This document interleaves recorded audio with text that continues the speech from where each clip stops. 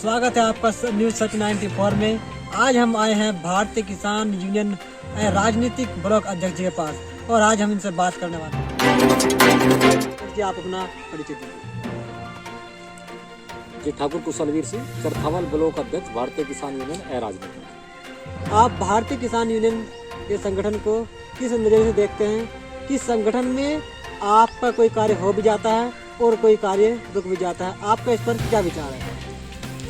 देखिए, भारतीय किसान यूनियन किसानों का एक संगठन है जो कि बाबा महेंद्र सिंह टिकैत ने सर्वप्रथम इसकी नींव रखी और किसानों की लड़ाई बहुत मजबूती के साथ लड़ी। उसमें उनके बहुत बड़े बड़े आंदोलन हुए जिसमें किसानों को सफलता मिली और कई बार लाठियां भी चार्ज हुई संगठन पर। कई बार कई किसानों की ने अपनी जान भी गंवाई आंदोलन के दौरान। लेकिन भारतीय किसान यूनियन ने हमेशा किसानों के हक में लड़ाई लड़ी है। बाबा महेंद्र सिंह टिकैत ने देश के किसानों को बोलना सिखाया है और आज किसान बहुत मजबूती के साथ किसी भी अधिकारी के सामने जाकर अपनी बात रखते हैं। और उसके बाद बाबा टिकैत के जाने के बाद तमाम तरह के संगठन देश में बन गए, क्योंकि इन सब संगठनों का एक ही मकसद है किसानों की लड़ाई लड़ना। लेकिन कुछ स्वार्थ में और कुछ अपने फायदे के लिए भी लोगों ने संगठनों का निर्माण करा। आज मैं भारतीय किसान यूनियन राजनीतिक के साथ जुड़ा हुआ हूँ और जो बाबा महेंद्र सिंह टिकैत ने नीति बनाई थी किसानों की लड़ाई लड़ने के लिए, संगठन चलाने के लिए, आज यह संगठन पूर्ण रूप से उन नीतियों पर उसी मार्ग पर कार्य कर रहा है और किसानों की लड़ाई मजबूती के साथ लड़ रहा है। चाहे इसमें कोई भी लड़ाई हो, गन्ने के जो भाव है उसको लेकर हो, फसलों का जो दाम है उसे लेकर हो, बिजली हो, किसानों के मुआवजे का मामला हो, कोई भी मामला हो, उस पर किसानों की लड़ाई जो है आज भारतीय किसान यूनियन राजनीतिक, जिसके राष्ट्रीय अध्यक्ष हमारे जो है बहुत ही यशस्वी ठाकुर राजेश सिंह चौहान जी हैं। तो आज वे इस किसान की लड़ाई को बड़ी मजबूती के साथ लड़ रहे और हमारे राष्ट्रीय प्रवक्ता धर्मेंद्र मलिक जी इस संगठन की जो ताकत है आज वो भी अपनी आवाज़, किसानों की आवाज़ बड़ी मजबूती के साथ सरकार के सामने रख रहे हैं। और इस चीज़ के बारे में हमें बहुत गर्व है कि आज हम उन लोगों के साथ कार्य कर रहे हैं जो बहुत ईमानदारी के साथ किसानों की लड़ाई लड़ते रहे। आज हम आपको बताएं कि भारतीय किसान यूनियन राजनीतिक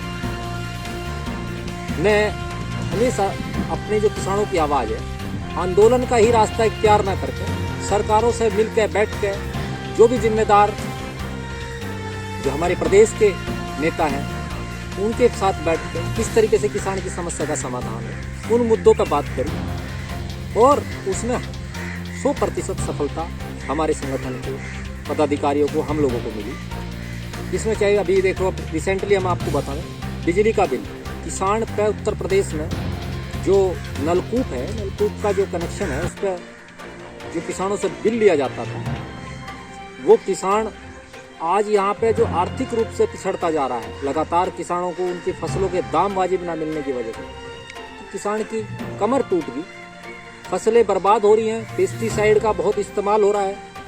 और ये गन्ने की बेल्ट है, चूँकि ये हमारी पश्चिम उत्तर प्रदेश गन्ने की बेल्ट है और यहाँ पे गन्ने की लगातार बुआई होते रहने से जो धरती की उत्पादन क्षमता है वो भी लगातार घटती जा रही है। तो उन सब चीज़ों से किसान को जो है आर्थिक रूप से बहुत कमजोरी में किसान पहुंचा और जो बिजली का बिल है उसे देने में वो बहुत परेशान था, बहुत बकाया है किसानों को। तो उसमें सरकार से बातचीत करी और सरकार ने किसानों की इस मांग को, भारतीय किसान यूनियन राजनीतिक की इस मांग को जायज़ समझते हुए इस पर पूर्ण रूप से अपना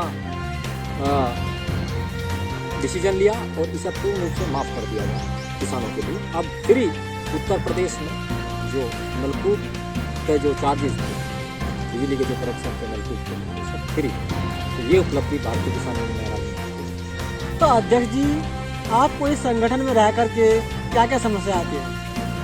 देखिए, संगठन में रह के तो बहुत सारी समस्याओं का सामना करना पड़ता है। संगठन ऐसे ही नहीं चलता, संगठन एक सहयोग से चलता है।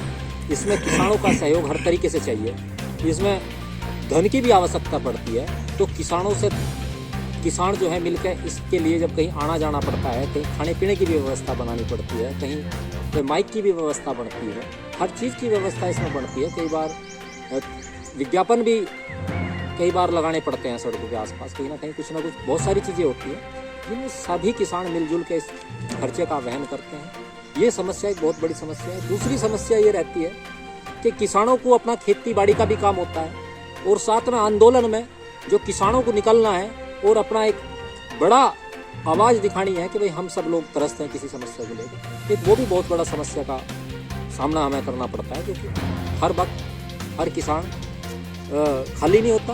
वो बहुत कामकाजी व्यक्ति है, सबसे व्यस्त अगर इस धरती पर कोई है तो वो किसान है। तो उन सब चीज़ों को लेकर ये सब समस्याएं सामने आती हैं। जो 1-1, 2-2, 4-4, 5-5 बीघे के किसान हैं या जो किसान थे नहीं, ये संगठनों में जुड़कर आज ये बहुत बड़े ज़्यादा लोग बन गए।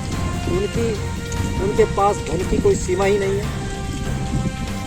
ऐसे हमारे ब्लॉक में भी हैं, ऐसे हमारे ज़िले में अनेक किसान हैं जिनका कोई किसान यूनियन से पहले जुड़ने से पहले जिनका कोई अस्तित्व नहीं था, लेकिन इसमें जुड़ने के बाद उन्होंने पता नहीं कहाँ से कितनी लूट मार वे कर रहे किसानों के साथ, कहीं चकबंदी में और कहीं किसी सड़क के मुआवजे को लेकर बहुत सारी चीज़ें हैं जिन्हें लेकर वे किसानों को लूटने का कार्य करा उन्होंने। और आज अपने बहुत बड़े बड़े बंगले, बहुत बड़ी बड़ी गाड़ियाँ और बहुत बड़ी बड़ी संपत्ति उन्होंने आज अपनी बनाई। ये चीज़ हो रही है।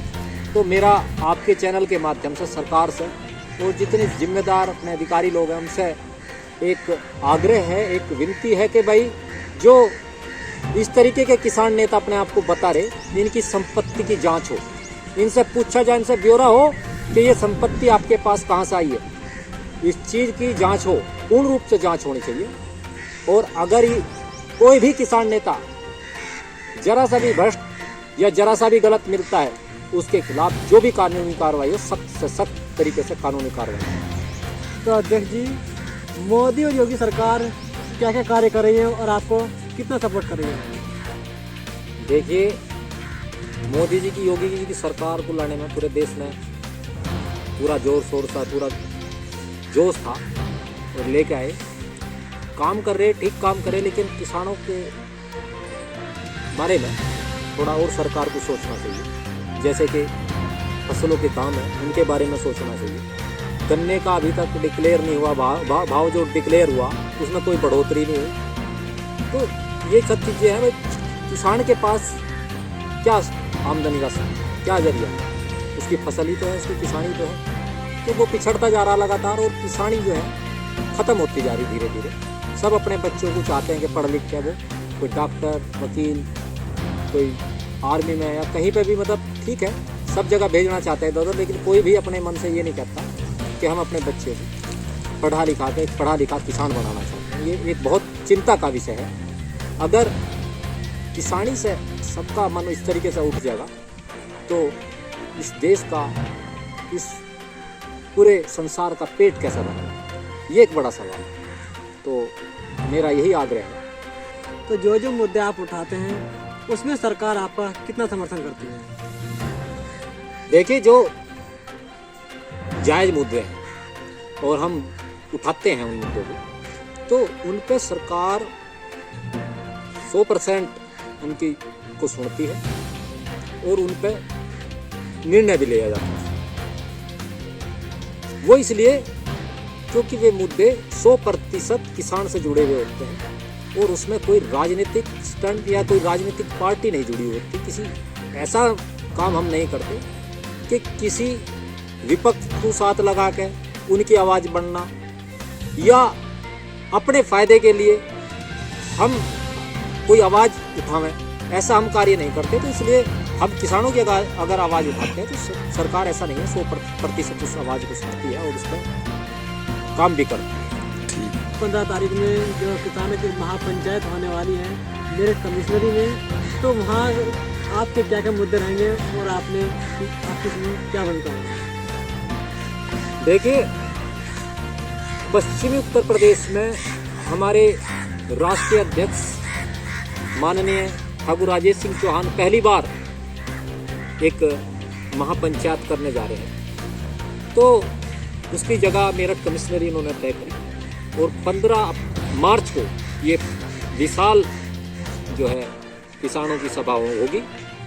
उसमें किसानों के अन्य बहुत सारे मुद्दे उसमें रहेंगे शामिल, जैसे कि आवारा पशु हो गए। इसमें जो किसानों पे कर्जा है, कर्जा माफी को लेकर है, ये भी बहुत बड़ा जो है मुद्दा है किसानों के बीच में। किसानों ने की कमर टूटी हुई है सब। और इसके अलावा जो बिजली है, बिजली के जो बकायेदार किसान हैं उनके लिए जो पेनल्टी है, ब्याज है, जो भी उनसे लिया जा रहा है उस पर छूट हो, एक ये भी मुद्दा रहेगा। साथ में किसानों को जो है फसलों के दाम तय करे जाएं, उसकी लागत जितनी है उसका 2 गुना करके जो तय होता है, जो फार्मूला स्वामीनाथन जी ने बताया था, उस पर काम करे सरकार। ये सब मुद्दे वहाँ पर रहेंगे। इन सब मुद्दों पर वहाँ पर एक बड़ी महापंचायत होने जा रही है और इसमें हमारे पश्चिमी उत्तर प्रदेश के लगभग सभी जिम्मेदार किसान वहाँ पहुँचेंगे और हमारे चरथावल ब्लॉक से भी एक बहुत बड़ी संख्या में किसान वहाँ पहुँचेंगे। हमने अपने ब्लॉक में किसानों ने मिलकर अपने अपने गाँव से बसों की व्यवस्था करवा रखी है, अपने वाहनों की व्यवस्था है।